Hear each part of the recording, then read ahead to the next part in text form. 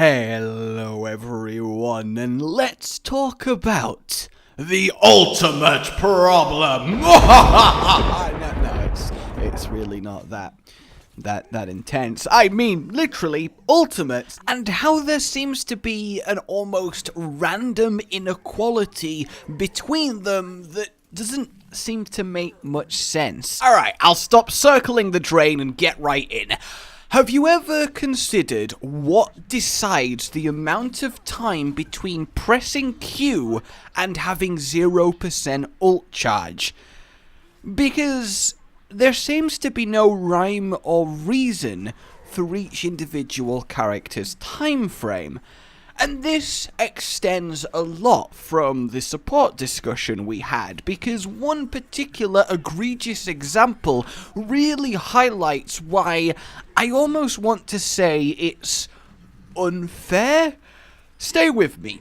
So, you're playing Genji, or you're playing against Genji. Either way, Genji is there. He's diving in with Tristan, and they are, well, making your life hell as a support. Let's say you're playing Ana, and you know that Genji is there, and he's got his Dragon Blade. I think we can all agree that Dragon Blade is a pretty good ultimate. It's got a lot of kill potential. It's one of the stronger ultimates in the game, arguably in the top 5, maybe even top 3, definitely. And when comboed with the right moves, Nano Blade for example, it's got huge team wiping potential, especially in the right hands. It's difficult to shut down because he's jumping around the place like he's playing The Floor Is Made of Lava. Overall, he's doing work, right?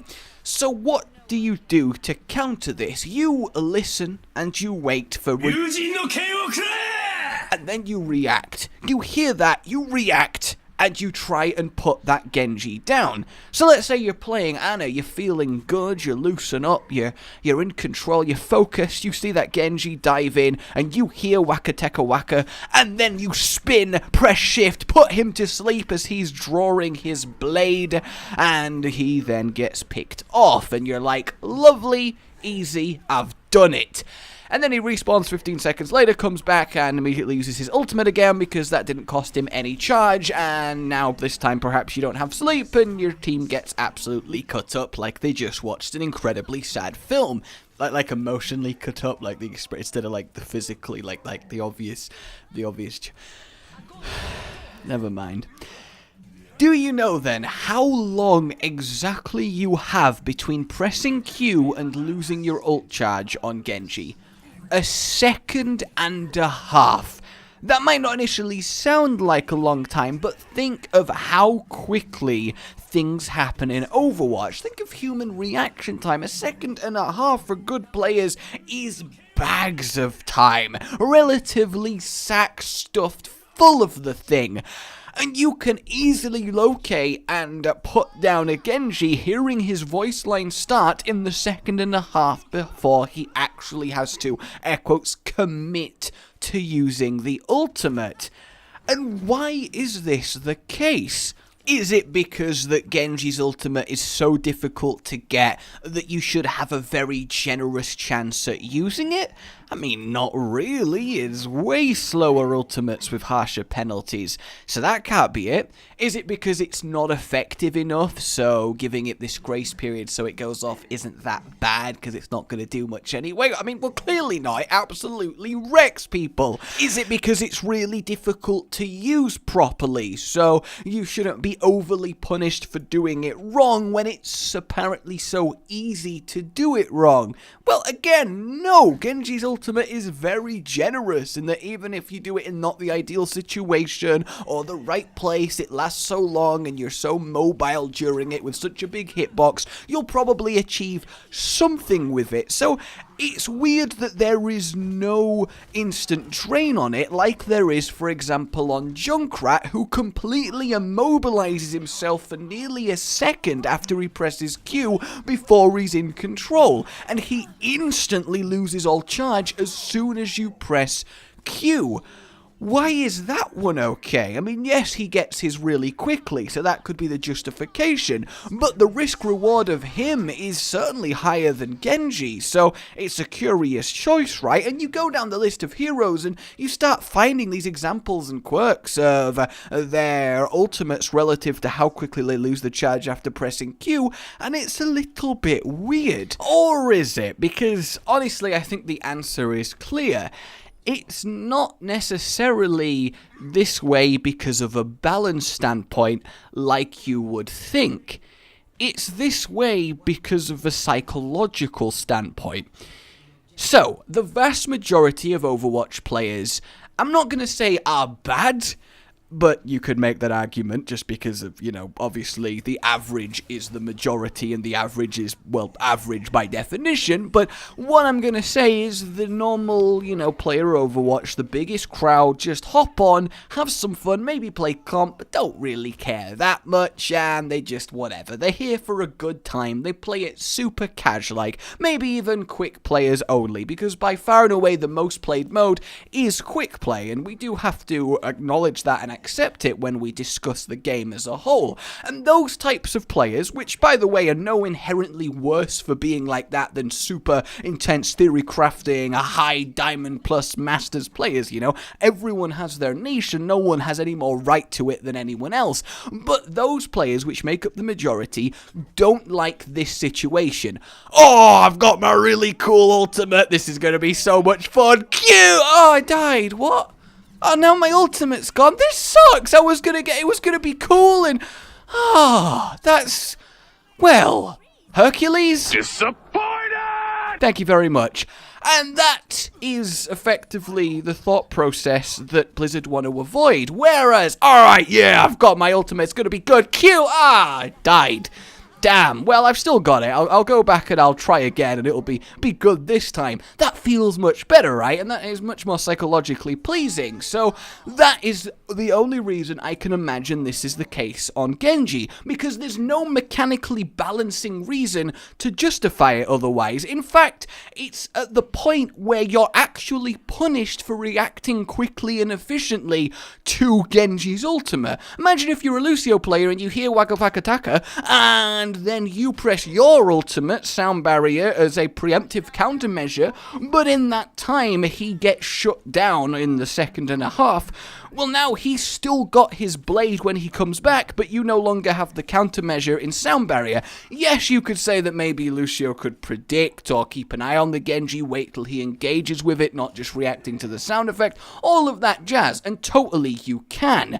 But in the heat of the moment, it's something that's not unreasonable to hear powerful DPS ult, press powerful support countermeasure. Those two things are the yin and yang, and they just happen, right? Obviously, the higher you go, the more thought process and timing goes into it, but in general. So because you've done that, and he comes back with Dragon Blade and you have no countermeasure, well, you then get carved like cake. And that kind of sucks, right? And this is another reason why it feels kind of bad to play as a support. It really does. It feels like all the fun, again, is packed into the offensive package. It really, really is. The idea that you can be punished with a team wipe because you reacted too well to something, I mean, is that not bordering on the absurd? Now, admittedly, this might be less random than we think, because a good rule of thumb seems to be your charge will go to 0 once the effect of your ultimate has officially kicked in. So, for Genji it is the blade is out. For Lucio it is he's hit the ground and the shield has been applied, etc, etc. And any hero with a binary you press and boom, yeah, that makes sense. And Yatta transcends, it instantly goes down because the effect is instantly being applied. And honestly, for the most part, a lot of heroes are in a position that, yeah, that feels fair when they lose their charge. There's just a few little outliers. Like, for example, if we look at New Mercy, when you press Q, there is about a third of a second where you cannot really do anything other than Wazda. Very similar to Genji, you know, that second and a half you can only Wazda around and draw the blade, wait for the animation to play. Same with Mercy's wing out animation. Except for her, she doesn't lose her ult charge after that third of a second, i.e. after Genji's drawn the blade, she loses it instantly. Is that not a weird discrepancy? Why would that occur? Is that Blizzard saying that Mercy's ult is somehow more powerful than Genji's, so it needs more thought as to when you use it, and it's more your own fault if you instantly get shut down, so it needs to drain straight away? It's more powerful, so it gets punished harder for incorrect or failure of a use? Because that seems weird, because I think we can all definitely agree Dragon Blade is still a more, air quotes, powerful ult in the general sense than Mercy's Angel of Death mode is. So why that decision? It almost seems like Blizzard have looked at all the ultimates and randomly decided how one each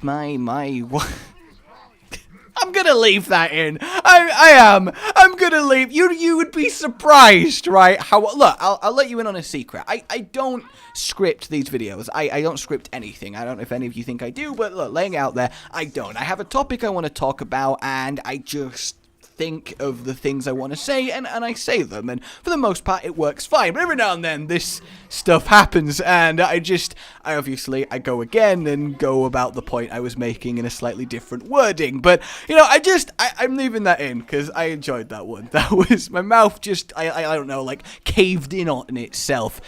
Oh my god. And look, I totally get that you might be sat there thinking, I accept that, yeah, it's a little bit weird that Genji gets such a long grace time. That's maybe a little bit too much. It should be nerfed a little bit. And yeah, does it really need this much of a discussion? Is it that big of a deal? And admittedly, no. But it's just one of those little things, right? It's just a little way that the game could be just that bit better, and sometimes that's enough, especially recently with Genji being so prominent and Dive being so prominent that it does come up a fair amount with him. You'd be surprised. I mean, admittedly, we are starting to see more and more Reinhardt again and some more and more stable comps, which is really cool, but it's something I've noticed for a while and always kind of wanted to throw out there. Even with McCree, his ult charge has changed around a lot. I mean, when he used to go to 50% upon Q and then only lose the rest if he fired, if he got killed or if he cancelled he kept 50, was that really that bad? McCree's ultimate ain't great. It's a huge risk, and really it's very hard to get any reward out of it. I mean, you light up like your father was a firefly and your mother was into some weird stuff.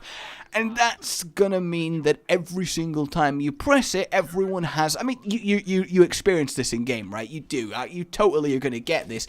There is the McCree sense. When you are playing as McCree, as soon as you press Q, everyone has a GPS indicator as to where exactly you're stood, no matter how sneaky you feel like you've been, and you get murderized. When you're not playing as McCree and you hear that high noon, you don't even need to even realize there's a McCree in the game. Your eyes will auto-snap to him. It's just an Overwatch constant, and then he dies, so that kind of sucks. So why is he so punished brutally for misstepping with an ultimate that is very easy to misstep to? I just think there could be a slight reevaluation of this is all, and I'd love to know what you guys think about this. Am I making a mountain out of a molehill, which is entirely possible, or is there, yeah, a little bit of a weird discrepancy? I mean, what's the fix? The most brutal and, in my mind, sensible one is just, on every hero, across the board, you press Q, instantly 0% charge. We shouldn't say that any ult is worth more than any other. They're all supposed to be very powerful, good moves. You press Q, you lose all your charge. If you got counted, if you died, if you wasted it, that's your own fault / very good counterplay from the enemy team, and you've got to accept that. That seems like an alright solution, right? But it doesn't keep that fun factor that Blizzard are all about for player retention. So how about we have it, you press Q, then your ult starts draining from 100 to 0, hitting 0 as soon as your character is able to take an action that isn't WASD or jumping. that could work, right? So basically you press Q on Genji, and instead of 100 to 0 after a second and a half, it scales from 100 to 0 over that second and a half. That feels a little bit more fair. I hope you somewhat enjoyed this probably unnecessary rambling that went on for probably way too long about a topic that really didn't need it, but I like to talk about things Overwatch. I really do. Let me know your thoughts on this. Have you ever experienced this, both playing and playing against these heroes? Genji especially, as I say, is the main one, but I'd love your thoughts on this. I really, really would. I think there's definitely some mileage here, but for now, my name has been Rage. Like you've enjoyed this, subscribe for more, and I'll see you next time. Goodbye.